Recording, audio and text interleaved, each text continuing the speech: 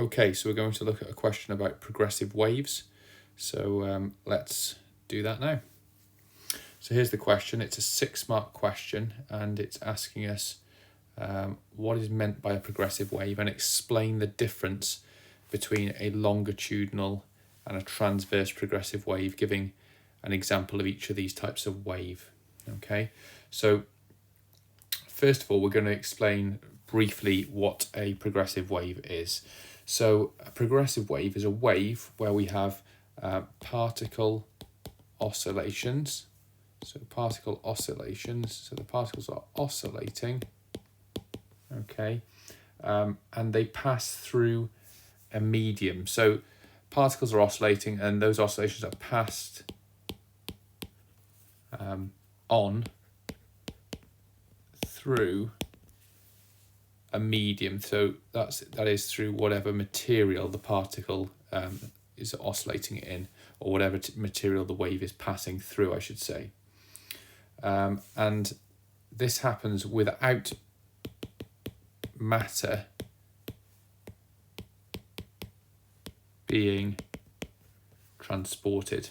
Okay, so as the wave passes through the medium, particles oscillate, they pass those oscillations on to the next particles, but there's no movement of matter, no net movement of matter, you could say.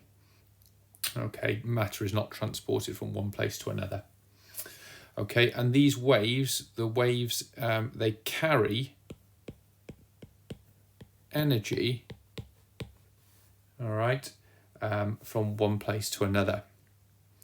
Another thing that we can say here is that we can either say, there's two things we can say. We can either say that the amplitude is constant throughout the wave, and that if we were to say that, that's an idealized situation where there's no energy loss, and that's actually not likely to happen in real life, but we can assume that that's the case if we want to.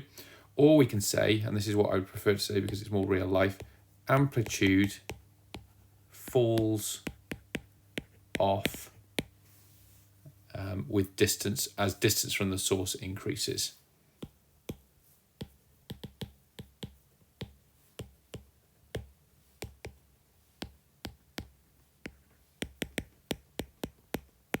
So as the distance from the source increases, the amplitude decreases, and the reason for that is because of the energy being dissipated or spreading out.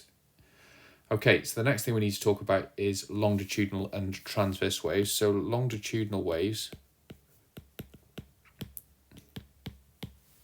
what we've got here is particle vibrations, or particle oscillations, as I prefer to use, that's the term I prefer to use.